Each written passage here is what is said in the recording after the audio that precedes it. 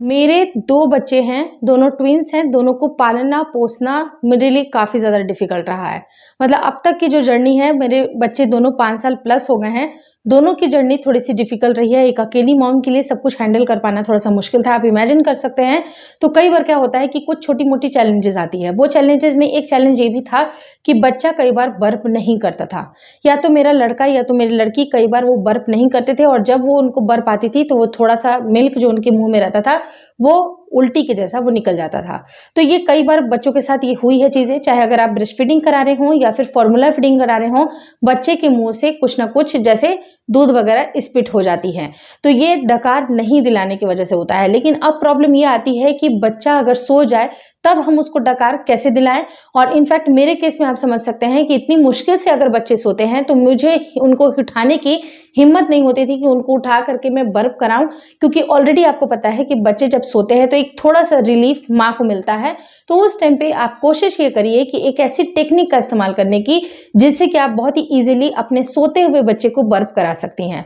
सबसे अच्छी चीज़ क्या होती है कि आपको पहले पीसफुली अपने बच्चे को शांत जगह पे आप ब्रेस्ट फीडिंग कराएँ या फिर फॉर्मूला फीडिंग कराएँ, जो भी आप करा रहे हैं या जो भी आपके बच्चे को सूट कर रही है आप उसको कराएँ। लेकिन कोशिश करें कि लेट करके बिल्कुल भी बच्चे को ब्रेस्ट फीडिंग ना कराएँ। आप अपने बच्चे को हाथ में लेके ब्रेस्ट फीडिंग कराएँ, वो सबसे अच्छा टेक्निक है। इससे क्या होता है कि आप मेंटली आप भी थोड़ा-सा अवेक रहती हैं।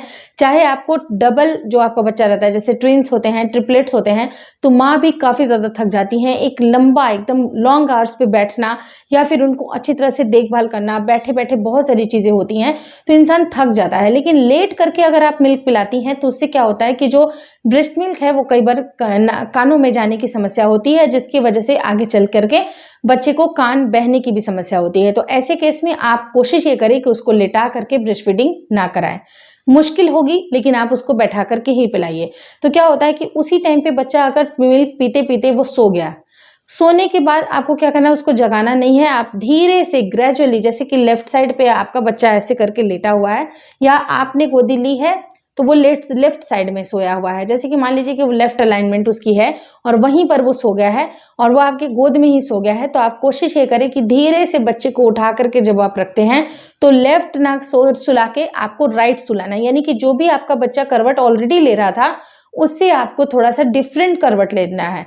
तो उससे जब आप उसको डिफरेंट करवट लेटाते हैं, तो होता क्या है कि जो एक्स्ट्रा गैस जो बच्चे के गले में बन रही है, वो बर्प के रूप में आप रूपी निकल जाती है। वो एग्जिस्टेंस खत्म हो जाती है कि आपको बर्प दिलाना है। वो जो एक प्रेशर होती है, वो आपके अंदर नहीं होनी चाहिए, क्योंकि ऑलरेडी जब आपका बच्चा पोजीशन बदल रहा होता है, तो उसको बर्प आउट हो जाती है। तो जब भी अगर बच्चा जगेगा, तो उसको वॉमिटिंग वगैरह नहीं होगी। तो आप ये देखिएगा, एक बहुत ही अच्छा सीक्रेट टिप है, जिसको मैंने अपने बच्चे के साथ अप्लाई किया हुआ था। तो जो भी बच्चे का पोजीशन था, वहां से मैंने उसको शिफ्ट कर दिया, उसको कंफर्टेबली वगैरह पूरा अच्छे तरह से उसको सुला करके मैंने देखा है कि सोने के बाद, उठने के बाद बच्चा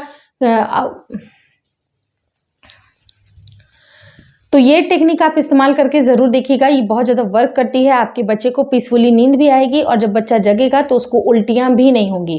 hopefully this video helps you. Thank you so much for watching twins my world baby care.